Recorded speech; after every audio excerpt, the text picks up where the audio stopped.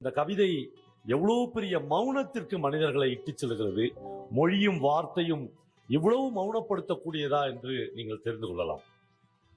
ஊர் வீதி எல்லாம் அவனுக்கு அத்துபடி, ஊர் வீதி எல்லாம் அவனுக்கு அத்துபடி. சந்து பொந்து குண்டு குழி சாக்கடை தேங்கலும் கூட. நாய்களோடு நல்ல பரிச்சயம். இது யார் வீட்டு பூனை என்பது கூட அவனுக்கு தெரியும்.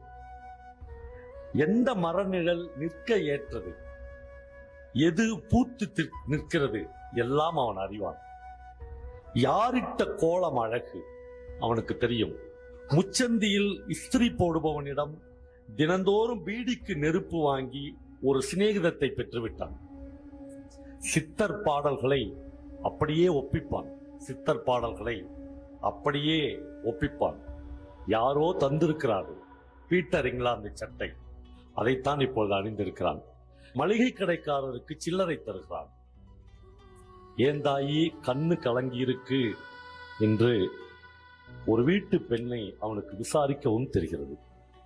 ஏன் தாயி கண்ணு கலங்கி இருக்கு என்று அவனுக்கு விசாரிக்கவும் தெரிகிறது. கிரிக்கெட் பந்து அவன் மீது பட்டதும் சிரித்தபடி எடுத்து மீண்டும் வீசுகிறான். அவனுக்கு யார் மீதும் புகார் இல்லை. அவனுக்கு யார் மீதும் புகார் இல்லை. புகழ்ச்சி இல்லை, கேள்வி இல்லை, விமர்சனம் இல்லை. நேற்றை மறக்க நாளையை துறக்க தெரிந்திருக்கிறது. நேற்றையை மறக்க நாளையை துறக்க தெரிந்திருக்கிறது. அவனை பிச்சைக்காரன் என்று எப்படி சொல்ல முடியும் என்று மகேஸ்வரன் கவிதை எழுதுகிறார். இந்த கவிதை